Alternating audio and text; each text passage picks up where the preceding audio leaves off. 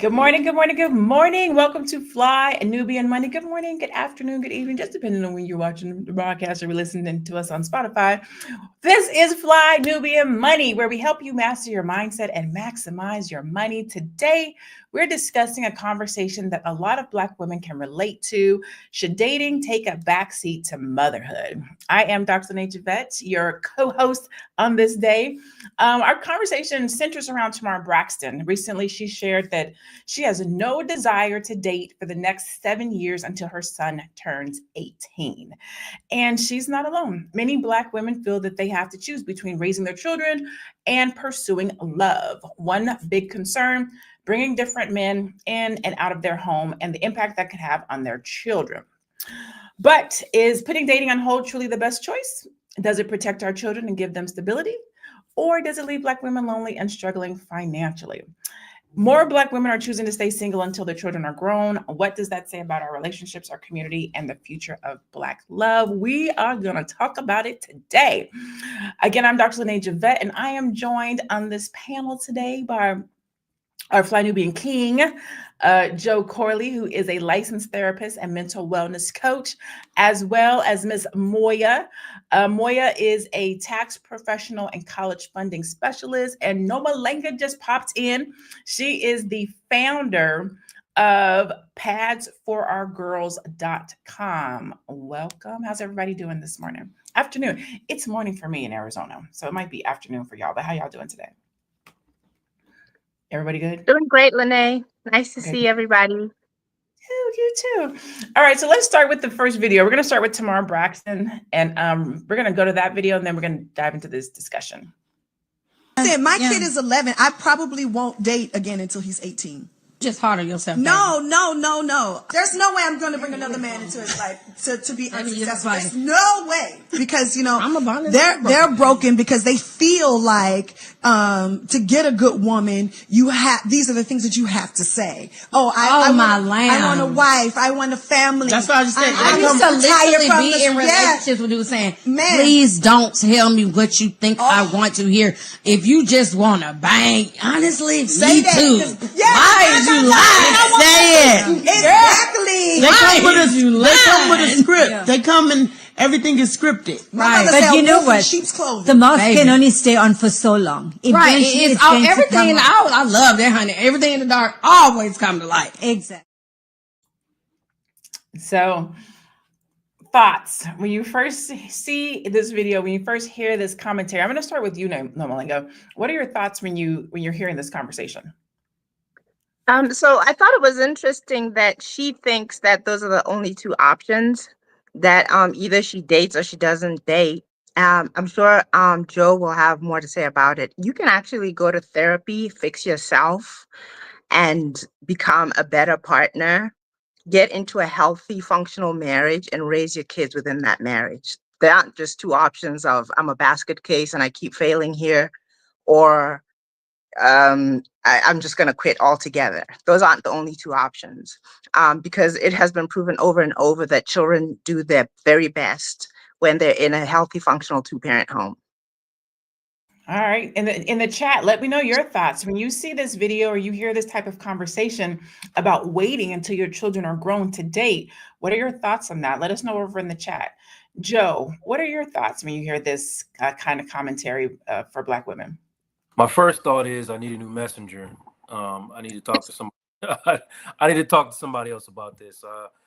So let's get some of the queens or someone that's dealing with these same issues, so I can have a real understanding from somebody that I actually want to hear from. I mean, I don't see how at this point, like your dating life has been public and online. Like there's literally a show with your dating life. So I don't see now how that or is abstaining from dating can save your son from, I don't know, whatever it is you're trying to save him from.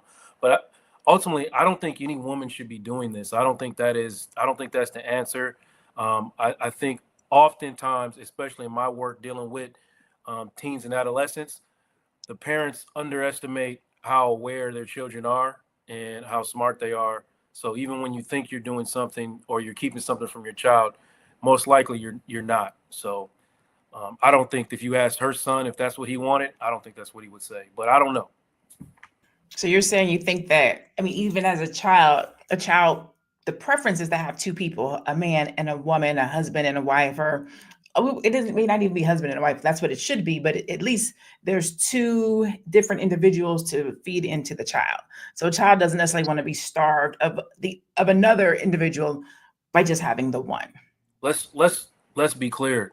The preference is your biological father and your biological mother. You know what I mean? And once we get past that, we gotta make it shake. We gotta do what we gotta do. So if we're not doing what we can to keep the family together at first, then after that, we gotta figure it out. Okay. The What other about you, thing, Maya? Lene, is that the child also has a father. That's another option. The child can go stay with their father. Again, statistically, children who live with their father, a single parent home with a father, do better than children who stay with their mother, who's a single parent. Statistically, it's not just my opinion. If you look at how the children fare later in life, and even if you ask them how their experience growing up is, statistically, children who grew up with a single father do much better than children who grew up with a single mother. So that's an option that she's also not thinking about. And then she can go and date whatever she wants or do whatever she wants. So give her child to his father. Moya, what are your thoughts? So, okay. So for me, I was married for 14 years. So we have 3 kids. And from there, I haven't introduced anybody as my partner. Like after we separated, I haven't introduced anybody as my partner. Have I dated? Yes, but not in a way. If they ever saw anybody, they've met that person as a friend. I've never introduced somebody else. So this is the Why message. not? We need to talk to Moya. I need to Yeah. get Moya. I'm kind of in a similar situation. Me and my son's father dated for X amount of years when I lived in California. And then I decided to move back to Arizona when my son was 5, 6. I'm 48 and I was doing the math the other day. In theory, okay, I would say I've been single. My son's about to be 25, so almost 20 years. In theory, I've dated. I've dated. But when you talk about, I think I'm living from the perspective of either you're married or you're single, right? So if that's the case, then I've been single for 20 years. I think I've had 3 5-year situations, and then I'm spinning the block currently with one of those 5-year situations. But it's a difficult thing to introduce people to your children and then take them away, and then introduce them and then take them away. So why haven't you done it, Moya? So the way that I grew up, one, you're very particular when you have daughters. And so I have a daughter, so I'm very particular about that. And then the other thing is I just don't want to be in a situation where it happens again. I mean, we were together 14 years. So I rather not introduce somebody that I'm dating. And then, like you said, Dr. Lene, in my mind, we're either single or we're married. And so there isn't an in-between. Well, I know many men are open to in-betweens. I know that it would be a problem for some men. So go ahead, Joe. I want to ask both y'all actually. So after you tell us, Lene, why you haven't introduced anybody, or if you have or not, are you worried about creating connections between another partner and your children, and then possibly having that connection disrupted? Is that what we're saying? So for him, he's already remarried and they have a kid. And so in that case, and then they had a spat, meaning where they separated for a moment. And my daughter came to me crying and she's like, "Mommy, like they're divorcing and what do I do?" And so here I am answering questions to that. And I'm like, "Oh my God, like I'm almost like, why did you do this?" But I get it. In his mind, he's like, that was my wife. That is my wife. So I'm not ready for those conversations. I'd rather have different types of conversations about like, how come you're not doing your push-ups today? Like you said, you want to go to the league. How come we're not doing X amount of free throws? Like I want to have different types of conversations than he left. He's not here anymore. So you end up being the stable parent in a way. But so for me, I'm gonna be really truthful and very honest. I didn't want to have to choose between my son and a mate. I knew that my son was my first priority.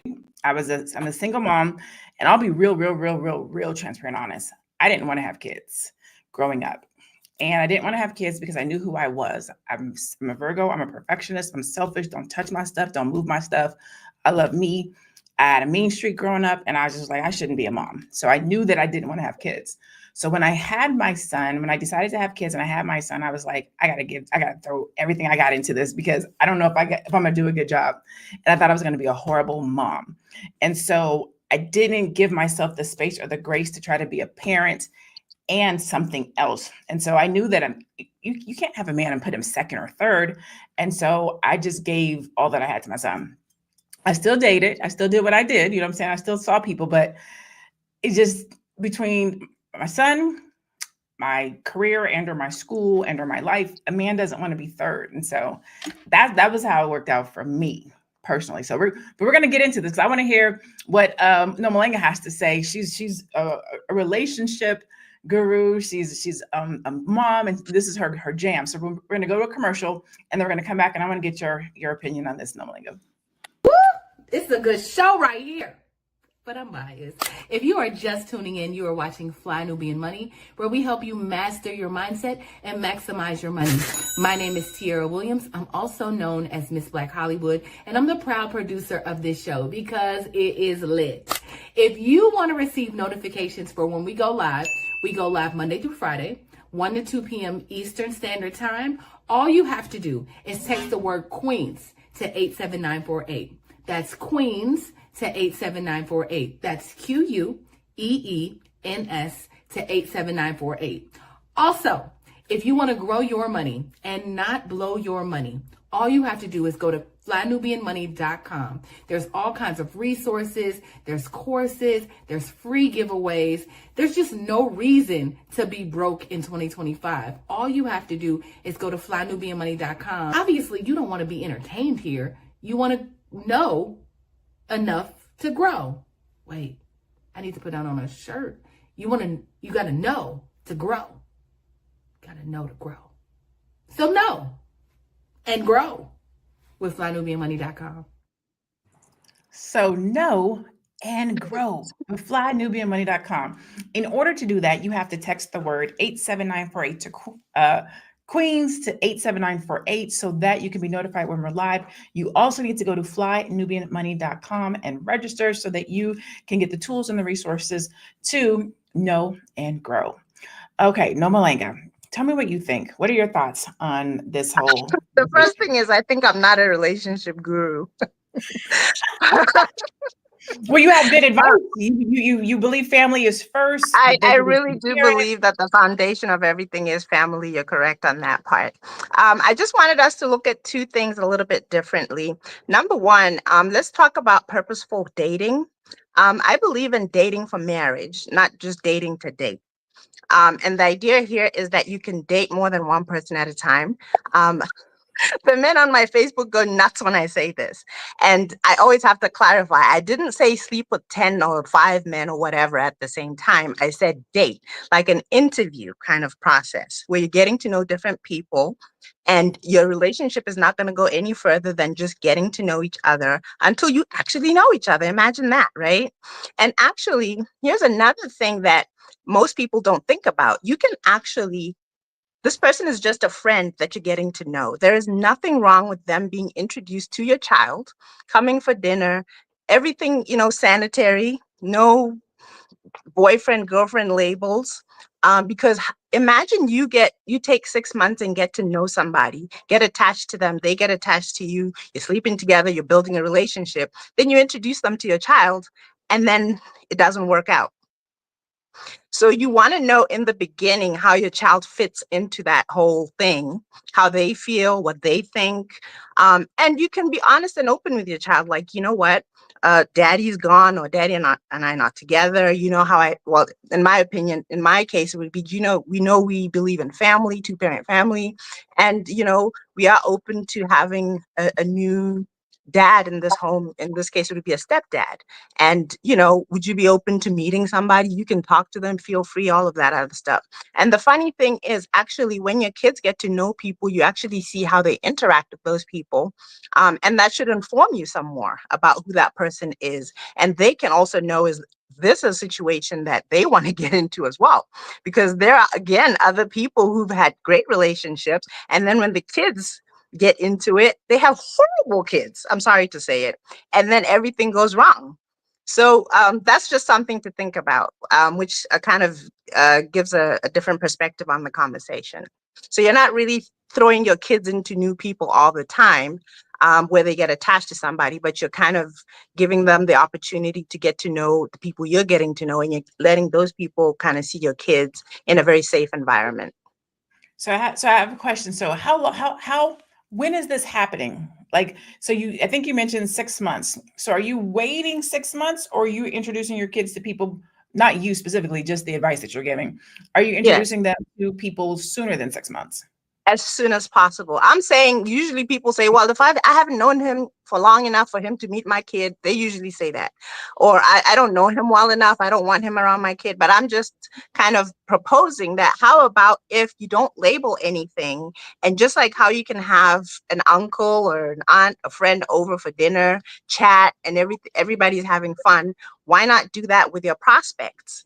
And actually, again, like I said, it informs you more about that person when you see how they relate to your child or to your children. And also your child has kind of like a say so, because you're trying to bring this person into their home and into their life. Okay, Moya, you were doing this, Moya. What are your thoughts? And let me ask the chat. Give me some feedback. What do you think about that in the chat? What Nomalinga was saying. What are your thoughts on that in the chat? Moya, go ahead. Yeah.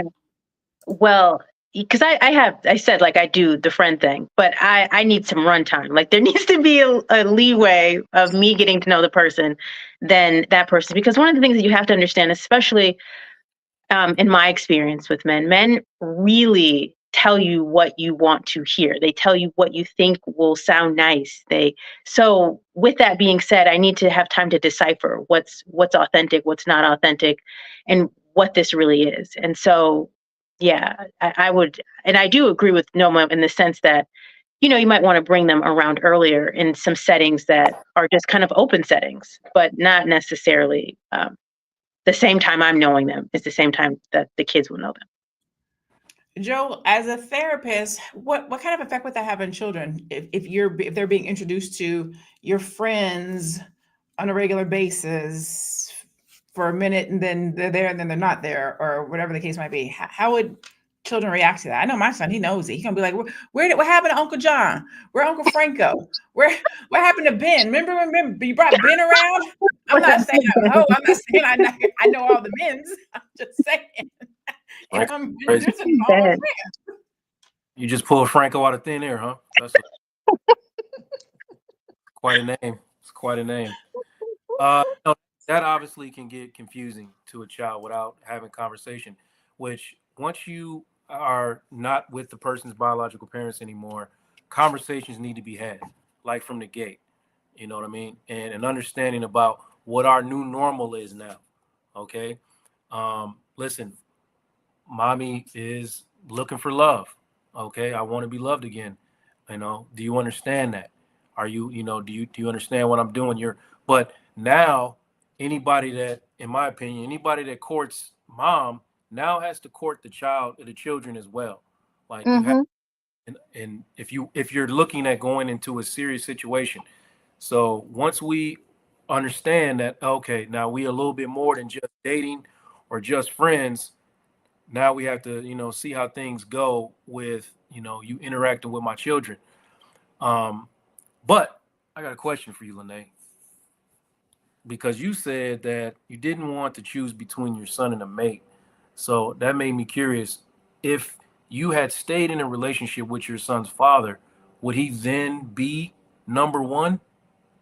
Or is your child still number one in So since you asked, I'm going to be truthful and tell the truth. Okay. My son's father. So again, I told you I did not want to have kids. I knew I didn't want to have kids. when I got pregnant by my son's father, he already had a child and he was an amazing father. Like he was an amazing father. So the reason I have a child today is because he was such an amazing father. And I knew that no matter what happened, he was going to be a good dad to my son, to our child at that time. I didn't know I was having a son. And so after I had my son, I told you I threw myself into it. And I threw myself into it in a way where I know best. And so a lot of our issues came from, you don't listen to me, you do what you want to do, you think you have all the answers. And so it got to a place of, I can do it better than you. So we kind of just grew apart a little bit. Now let me say this. Some of that has to do with our living situation. We both lived in California. I lived in San Diego and he lived in like Orange County, Riverside.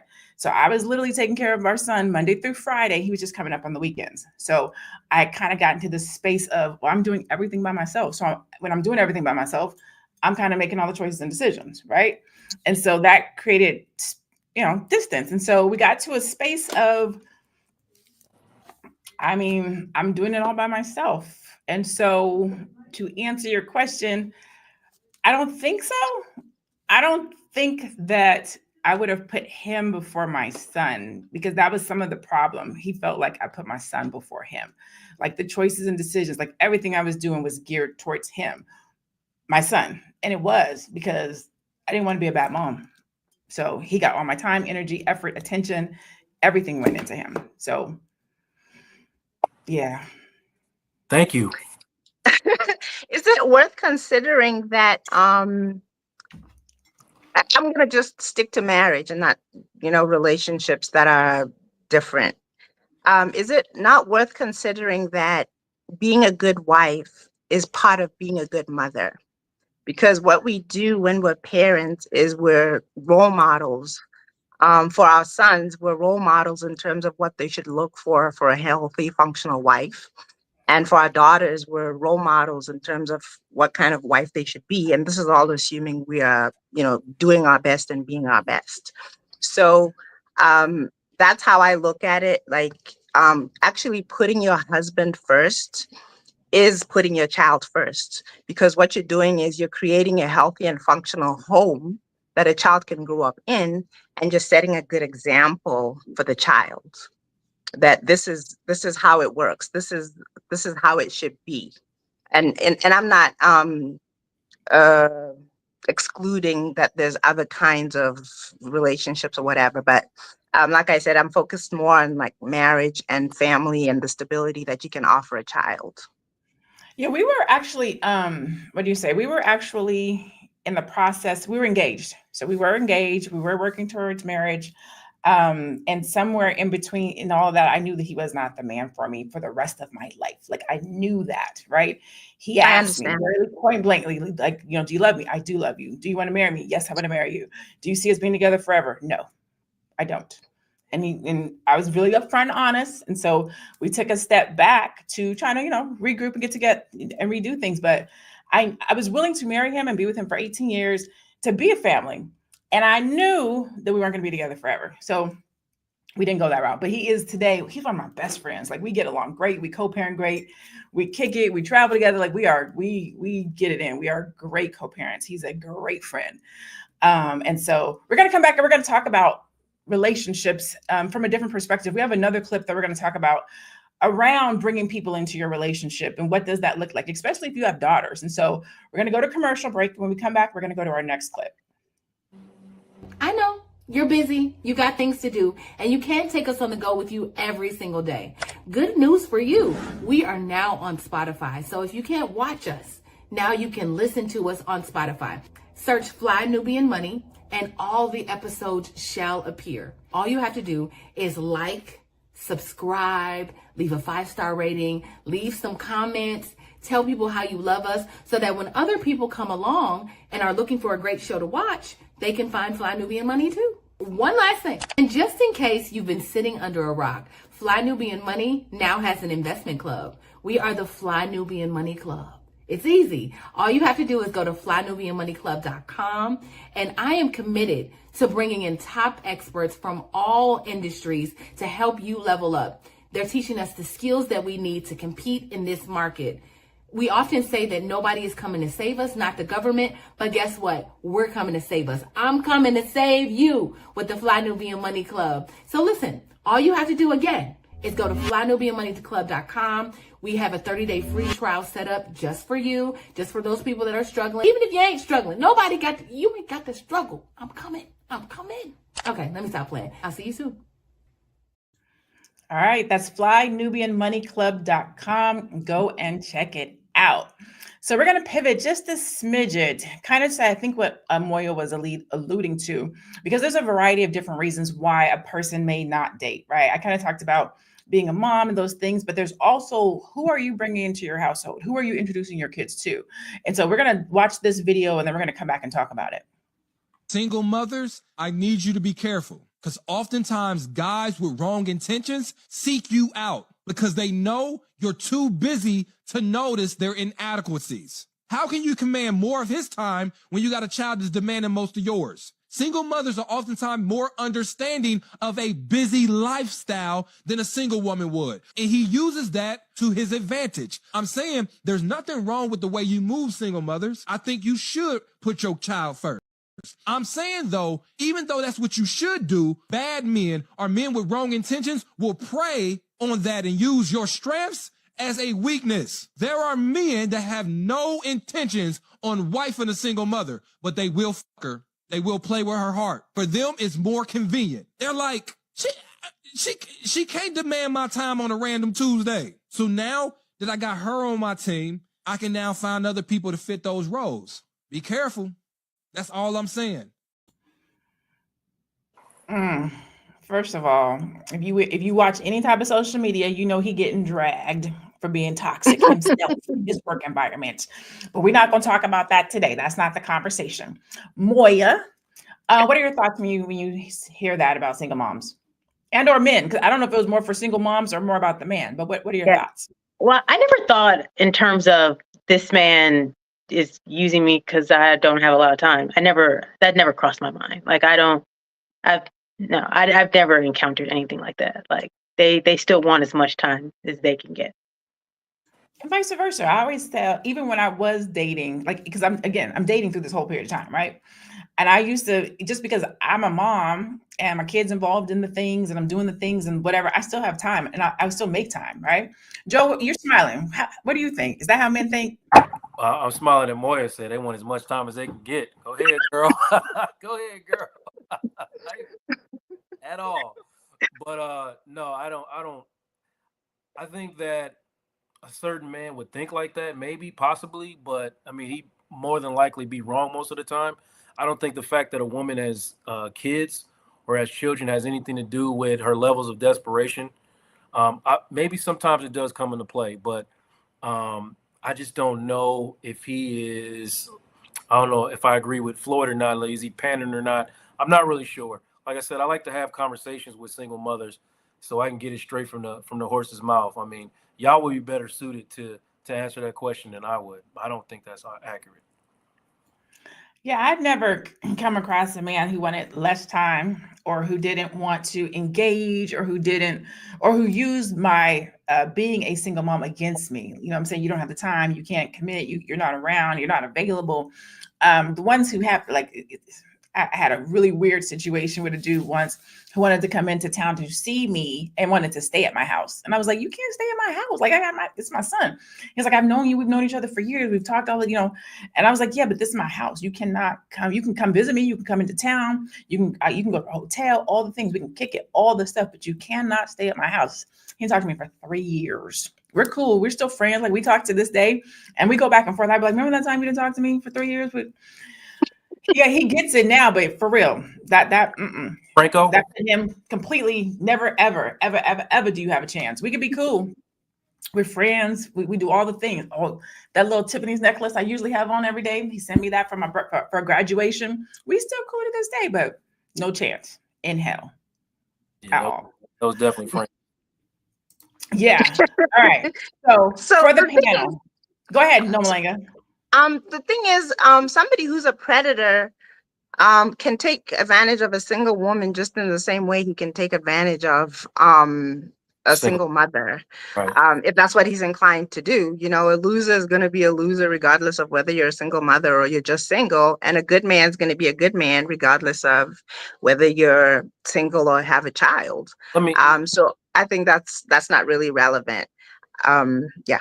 Let me add to that too. We're talking about serial single men who are just like want to be single and get as many women as they can. It's just like sharks. If you put blood in the water from a mile away, they're going to be attracted to that blood. So whether you're a single mother, single woman, or whatever kind of woman you are, if you are constantly putting out the roadmap to your vulnerability, I guess, or your time, or then some men are going to prey on that. They just are. You know what I mean? But you have to meet your vulnerability with an equal amount of boundaries. You know what I mean? You got to be balanced in that type of situations. So you can be vulnerable and feel safe being vulnerable as long as your boundaries are included. You're not doing anything that makes you feel inadequate or uncomfortable. You'll be fine. You'll be fine. Okay, I like that. I like that. See, this is why we got to have the king. We got to have that male presence on here to give us both dynamics. Okay, so let's go to our question. It was, and we'll scroll back up here, and it was a good one for the panel.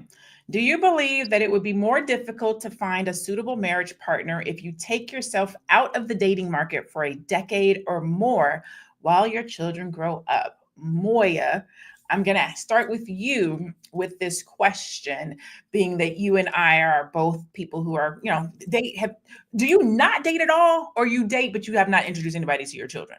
I know we're going to answer that question, but I just want to make sure I understand your situation first.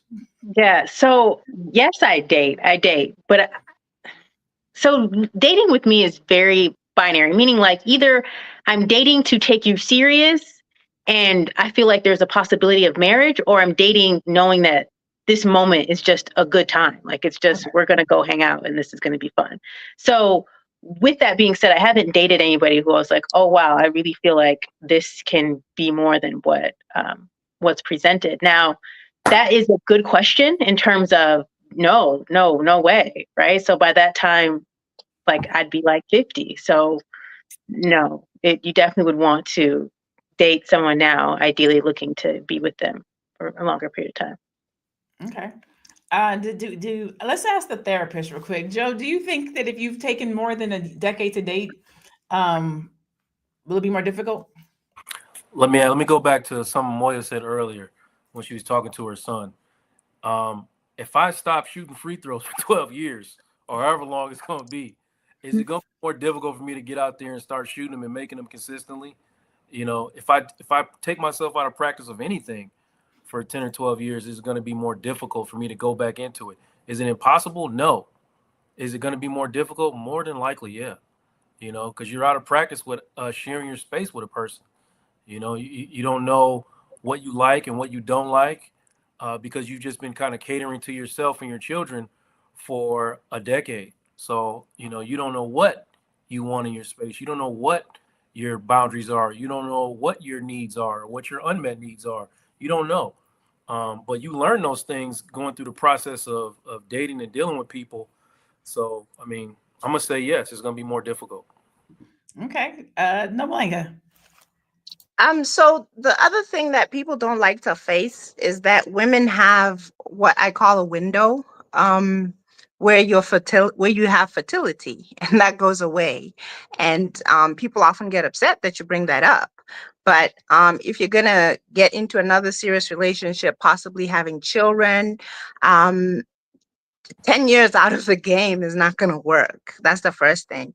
The second thing is that the interesting thing about us women is that the longer we stay together, the more the longer we stay alone, the more comfortable we become with it. And you just may never get back in there. So I will say that the longer I do agree with the sentiment, right? Because to like kind of what Nomaling was saying, we're already dealing with a society, and I'm only talking about Black people and Black women, where we say we don't need a man. We're already dealing with that. And I've been combative in that arena to say to Black women, like, you might not need one, but don't you want one, right? Like, don't you want one? And recently I've been having conversations with my spin the block, who is like, no, you need one. And I'd be like, I don't need one. I just want one. He was like, no. He was like, well, what do I want to be around for? Like, am I an option? You just want one? You don't need one? So like, he's been kind of working with me on that. And he was like, if we're doing biblical, the woman came from the man. You are the helpmate. We help each other. Like, he's like, so I'm like, okay, I get it. Like, right. Like, in theory, it's supposed to be a man and a wife. In theory, it's supposed to be a mother and a father. So we need each other. He has a daughter, and I can see where she's missed things because she didn't have a mother. I have a son, and I can see where he's missed things because he didn't have his dad. So I get it. I better understand we need each other, right? And the longer you go without, the more super independent you feel. The more you start to think, well, I can do it by myself, the less vulnerable you are. So when you do actually have to come into a space with two people, it's more difficult to be vulnerable because you haven't had to share. You haven't had to be open. You had to share your space. When I set this here, it better be here when I get back. You move my stuff. It just changes the dynamics of things when you haven't actually had to be open and let somebody else into your space. And so that's the practicing piece, I think, that Moya and or Joe is talking about, where you have to keep pressing it. You got to keep doing it. You got to keep showing up. Let's go and to this just one more thing, Lene. Do you know what's interesting is us Black women are the only women that argue that we don't need our men. That conversation doesn't take place with other people in other places. They just don't. That's not even a conversation they have because it's so obvious that obviously you need a husband, and a man, it's obvious that he needs a wife. It's only us that, unfortunately, I mean, we'd need a whole nother show to explain why, but it's only us who ever even questioned, like, is it a need or is it a want? Because it is a need. It's biological, it's social, it's emotional, it's anything that you can rattle off that a normal human being needs. It's part of it. We were created to love, to give, and to receive, right? So when we talk about need, it's not to say I think with a lot of times when we say we need, I think we feel like it's a weakness, right? Like, I don't need nobody. I'm independent. I can take care of myself. I always go back, but do you want to? Like, don't you want covering? Don't you want protection? Don't you want provision? Don't you want security? Like the things that a man is supposed to do and bring. I think some of the issue is, and this is another conversation, we just don't have it and see it enough regularly. So we feel like we don't need it because it's not often available to us. And that's a whole nother conversation. Let's go to commercial break and we'll come back and finish this conversation. Hey, it's Dr. Javette, Brand Your Brilliance Coach and Monetization Strategist. I am partnering with the Fly Nubian Money Club to help you turn your natural gifts into big business. I help my clients build 6- and 7-figure businesses by branding their brilliance. You know, that thing that comes easy to you, the thing that you can do with your eyes closed, that thing, that's your brilliance. And now it's your turn. Join me on February 22nd at 10 o'clock a.m. and I'll walk you through strategies that can change your life and business forever. Don't miss this opportunity to brand your brilliance. I'll see you in class. Yes, brand your brilliance. I cannot wait. I know what you guys are thinking. Am I going to show up with my shoulders out on that day? I'm not, but I do love a good shoulder out, right? Branding your brilliance is all about that, right? It's stepping into the thing that makes you great and brilliant and creating a business and or a brand around it so you can make money doing what you're good at. So hopefully I will see you guys there. Is that next Saturday? That is next Saturday, the 22nd at 10 o'clock a.m. So let's get back into kind of what we left off with, which is no other community debates whether or not they need the other sex. And I think, and this is going to be really quick. I think that some of that is based on how we are reared. Some families don't have a man in their house or a father. And so you have women who are raising kids, and it's unfortunate that women will raise their daughters and nurture their sons. So we rear our daughters to be independent. Make sure you take care of yourself. Make sure you go to school. Make sure you do these different things. And in other communities, they raise their daughters, go to school and find a husband. Like everything is geared towards family and marriage. That's not necessarily how we are raised. We are raised to be self-sufficient and whatnot. And a lot of that comes from how our parents were raised. Joe, what do you think about that? And we're not going to do this one very long. Just I think it came up, so I think we have to kind of touch on it real quick. Yeah, I think that, you're right about the upbringing and the rearing and all of that other stuff. And I think about a time when I had gotten laid off or whatever, and my wife really was like, "Hey, I got it, we good." And I heard my mind at the time, undeveloped, emotionally immature mind, that you didn't need me. Well, that's not what it is. Okay, all the things that you mentioned about security and a woman can do a man and a woman, they can do all those things independently and be fine. So, but we're all coming to this world with one thing, and that is the desire for affection and intimacy. You cannot do that by yourself. So saying that you don't need someone or you don't need another person for all those things that you mentioned may be accurate, but I think we lose sight of what it really is about, and it's about emotional connection and intimacy, and you just cannot do those things alone. And that's the emotional, spiritual, why we were created part. Then there's like the business part, like two are better than one. Let's go to some stats. Let's look at some of what the stats say, right? So over 60% of Black children are raised in single parent households, which is the highest rate among racial groups. So we have the highest, right? So 62% of Black women say they are single, with many prioritizing financial security and children over relationships, which if they better understood that two-parent households or two people in the house could actually affect that. Studies show that married couples actually accumulate 4 times more wealth than a single individual, which raises concerns about long-term financial security for single mothers. So you need to. A 2018 study found that children raised in a single mother household were more likely to experience instability due to frequent changes in parental figures.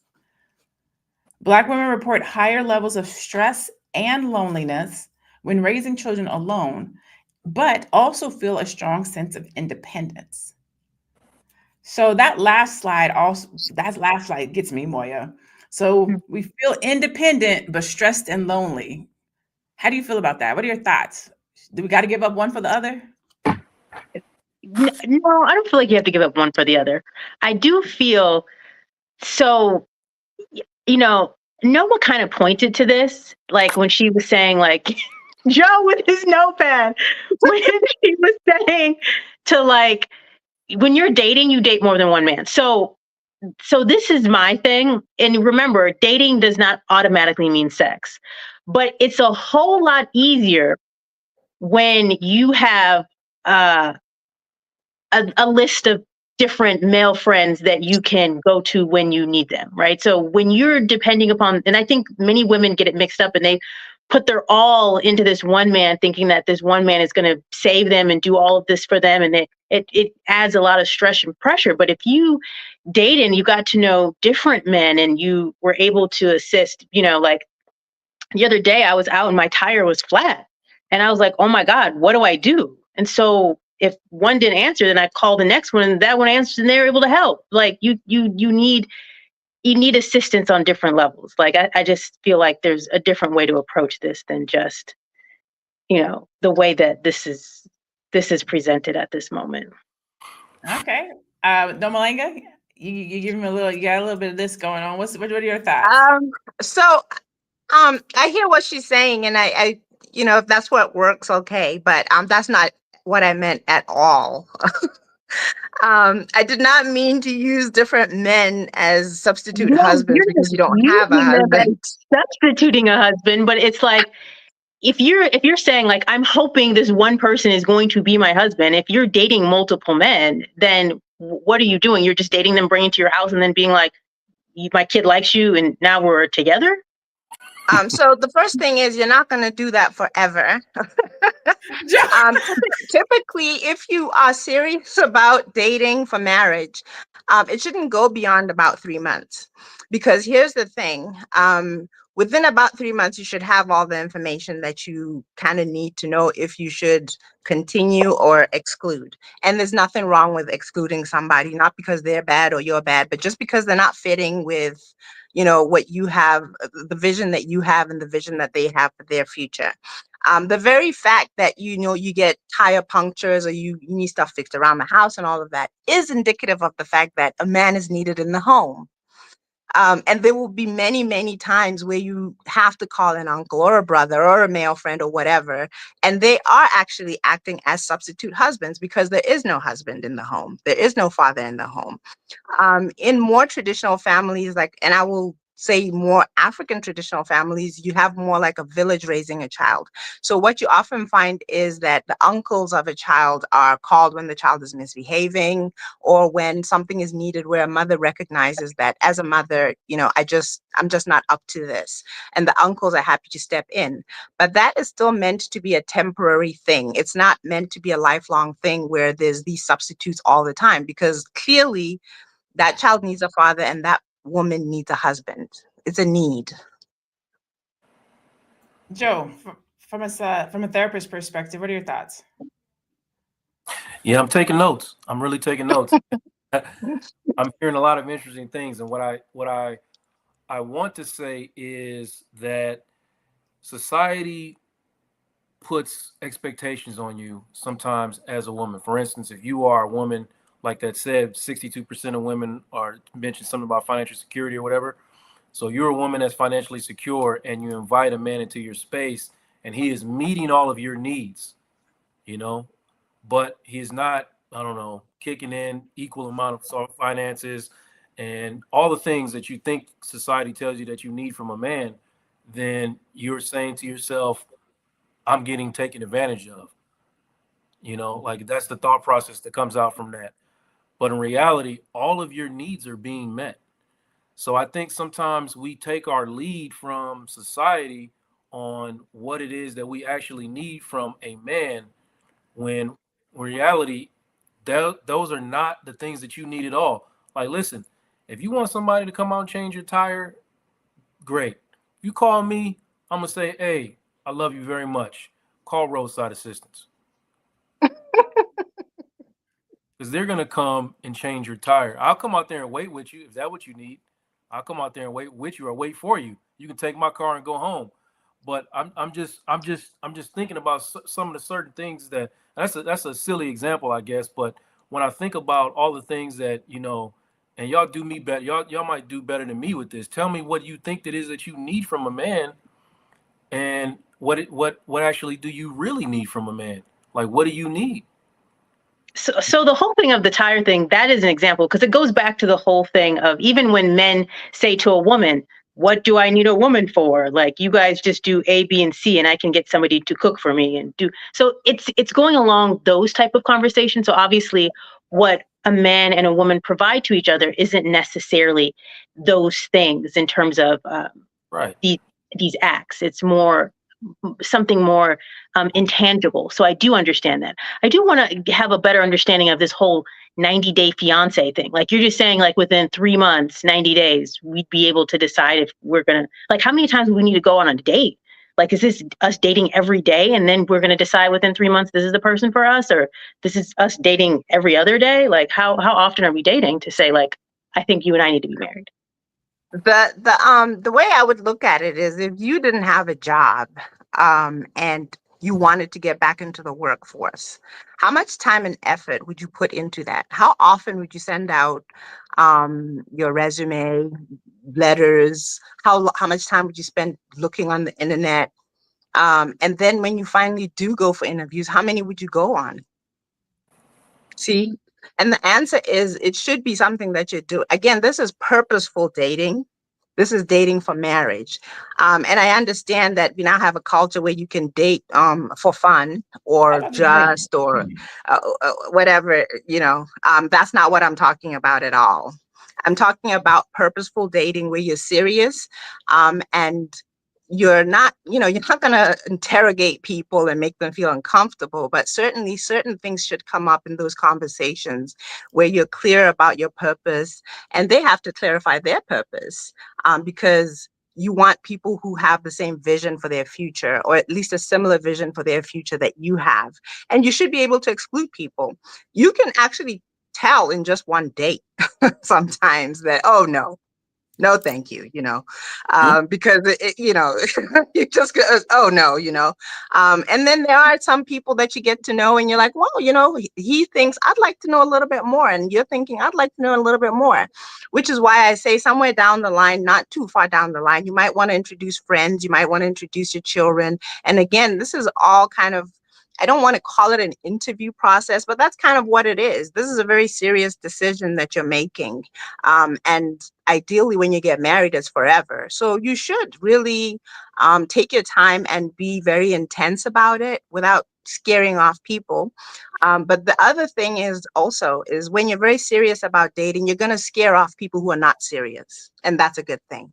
You're also going to scare off people who just want to be intimate with no commitment and no future. You're also going to scare those people off because that's off the table, even without you saying it.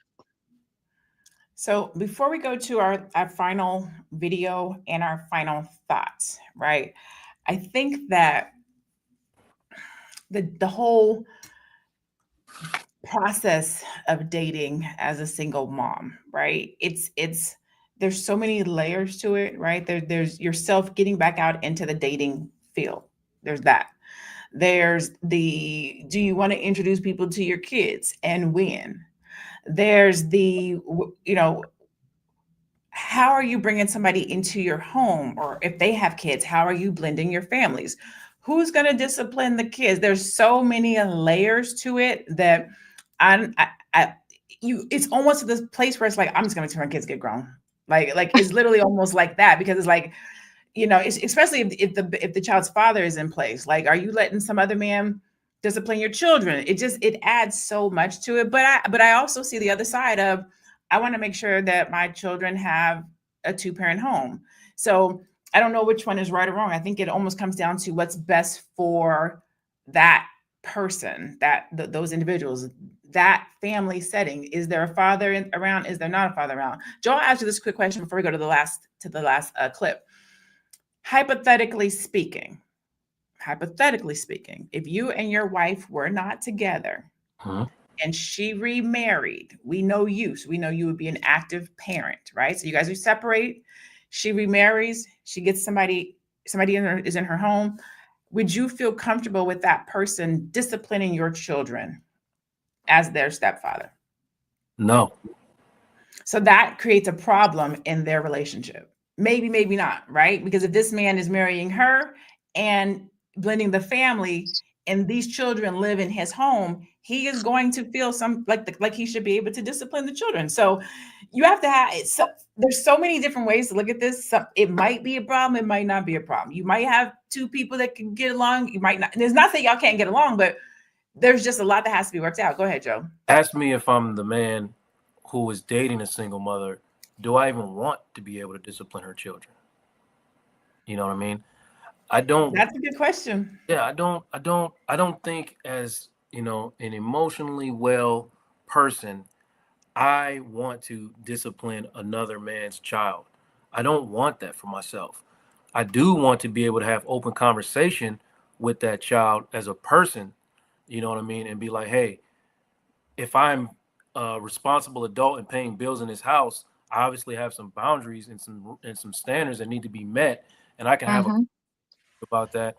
But if the child is openly being disrespectful towards me, that's an issue for his parents. You know what I mean? So then you would do that. Wait till your mom gets home. I'm not gonna say wait till your mom gets home. I'm gonna say, look, we're gonna try to have a conversation about it. And like I said, if it doesn't go well, then I'm gonna end the conversation respectfully, and then maybe we can come back to it. I would not enter a relationship with a person if I'd at least give it a shot to have a healthy relationship with both parents. Now, that's not possible all the time, because sometimes these guys don't want to let go of that old thing. You know what I mean? And they hate everything moving in the household. So, but I would give it a shot. I would give it a shot. And if it can't be, then we're gonna have a conversation. That's all it is. I don't want to have to discipline somebody else's child. But speaking from personal experience, you know, my oldest son is not my biological son. So I raised somebody else's child. And I gave that person an option, an opportunity to be a father, and he didn't take it. So now this is my son. So now I discipline him because he's my son. And that's different. That's why I specifically said if the other parent was here. So the point I was making is that there's layers to this conversation. And I think it's applicable to say that it depends on the circumstances and the situation of the individuals that are going through it. Go ahead, Norman. Then we got to go to this last video. So again, we do always have to consider that the child going to live with their father is an option. So that's part of the conversation. Is sometimes it really won't work there, especially if they're older and they're male. It's just going to be bucking, you know, with this new man trying to, you know, get in my territory, get in my space. And sometimes it's just really not going to work. And that child would be better off with their father. And actually at the new home where their father is, even if their father has a new wife or a partner or whatever, there isn't a question about whether he should discipline his child or not. And it actually doesn't sound that weird that if the child has an interaction with the stepmother, that she can say, okay, I'm going to back off and your father's going to have to deal with this. That works more naturally. So that opens up another can of worms. Now you have, it's the same thing, just in a different situation. So now you have the mom who's like, this woman can't discipline my child. This woman can't tell my child what to do. So well, I don't think it's only, I'm sorry, Dr. Lene. Go ahead. No, go ahead. I don't think it's only this person's not able to discipline my child. I think there's another layer of raising a healthy human at stake here. Because disciplining your child is one thing, but also having your child having the ability to speak up and have a voice and being able to properly advocate for themselves. Then they're just shut down because in that household, they don't listen to them. And so how do they start to, you know, how do they become healthy on that aspect? So I just think it's layers to it, as you're saying. Yeah, I think that there's layers, and I think that every circumstance is different. I do believe when we start talking about Black excellence and Black family and moving our community forward, it happens first at home. So I do think that there should be a man and a woman, a mom and a dad, bonus mom, bonus dad, step parent, whatever the case might be, two energies, right? That masculine energy, that feminine energy, the nurturing energy, the rearing energy. I think that both of those things need to be in a home, and that it is, let me see, reciprocity maybe. So from the perspective of both sets of parents understand what the goal is, so that there's no frustration and anger and all that kind of good stuff. Like it has to work. It has to be able to blend, or else it's going to be static and it's going to be bad. So our last video was basically talking about giving single moms hope. Like, just because you're a single mom doesn't mean you can't find love. Just because you're a single mom doesn't mean that it's over for you. Just because you're a single mom doesn't mean you can't date, right? Because you will watch a clip like the one that we started with and think that, man, I guess I gotta wait. I guess I can't date. I guess it's not possible for me, and it is, right? So let's do our final thoughts. We'll start with you, Moya. What are your final thoughts on our conversation today around, is it too risky to date while raising kids? I think it really depends on the parent's situation and what they're really looking for and where they're at in their life. But if you ever had any questions in regards to your taxes and funding for college and scholarships and how do you find the best college for your child, definitely you can always reach out to me at moya.business. Or if you had any questions and you just wanted to see what offerings that I have, you can always go to www.moya.tax. Thank you, Moya. And I love that wrap, sis. You is wearing it. All right. No Malenga, your final thoughts and where people can find you. Okay, so yeah, I'll make my final thoughts quick, and just answer your question that is it ever too late for anybody? No, it's not. You know, I've talked to so many women, coached women, mentored women.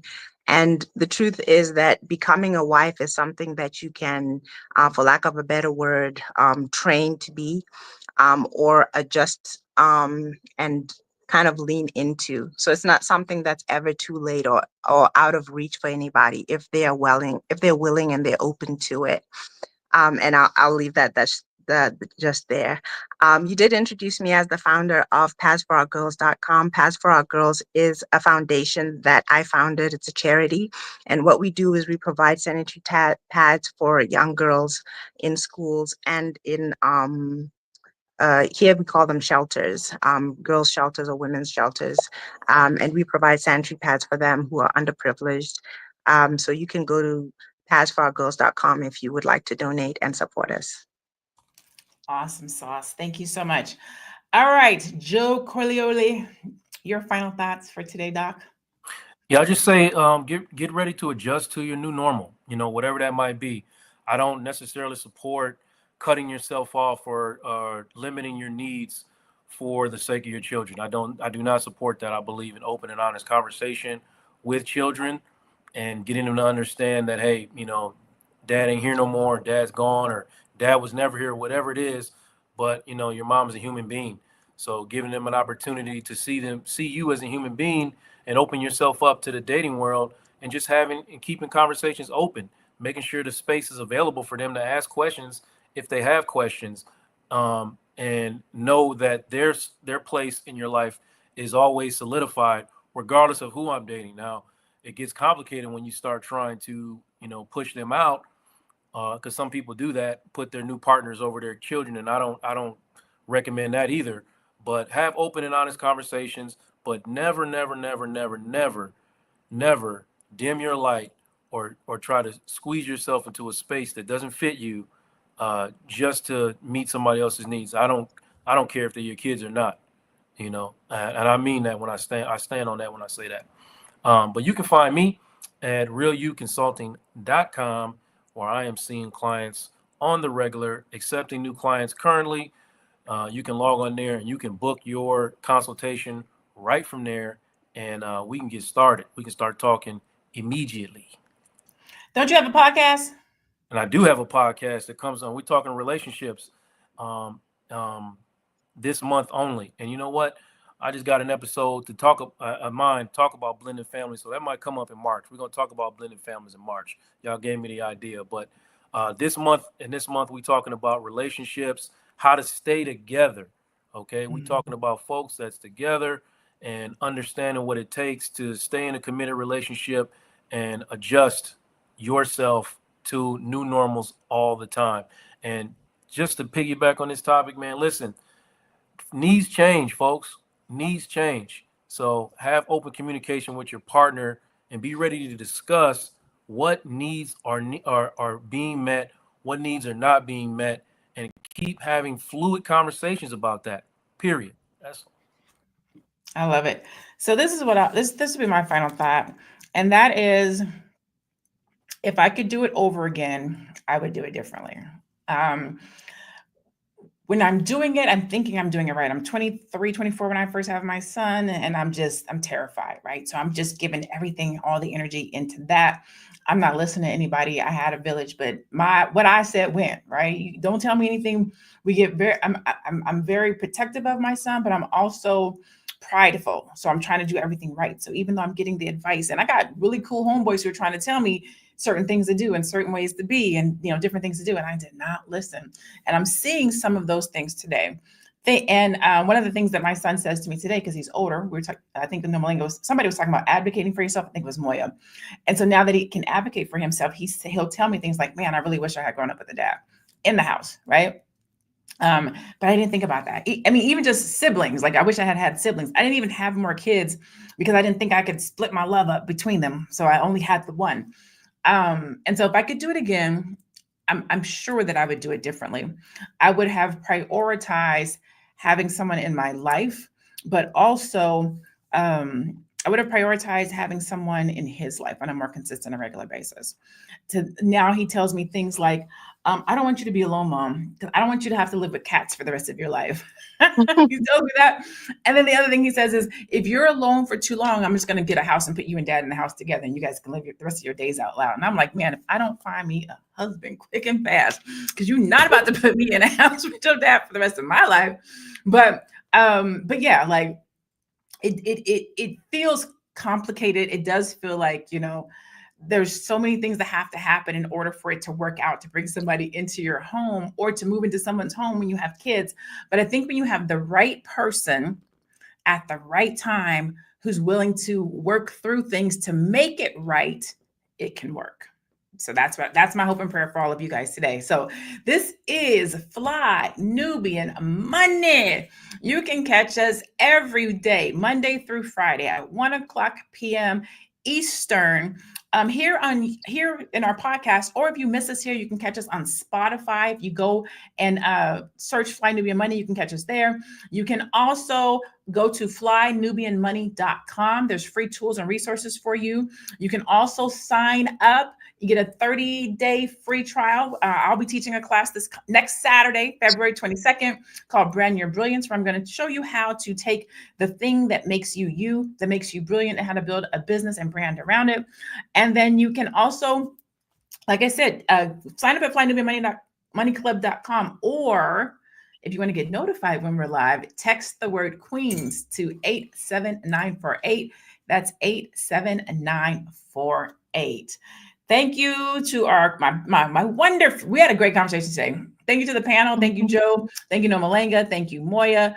As always, we will see you guys tomorrow. It's Valentine's Day. It's the day of love. And we will be here tomorrow. Have a great rest of your day today. Be blessed, be black, and be one. And we'll see you tomorrow. Bye, everybody. The smartphone in your hand owes a lot to one incredible engineer. Meet Jesse Russell. Born in 1948 in Nashville, Tennessee, Jesse Russell didn't just follow the tech wave, he helped create it. After earning his degree in electrical engineering, he joined Atan D.T. Bell Laboratories. And here's where it gets exciting. In the 1980s, Russell was a pioneer in digital cellular communications. Russell saw the potential of wireless technology way before it was a thing. His work focused on moving from analog to digital systems.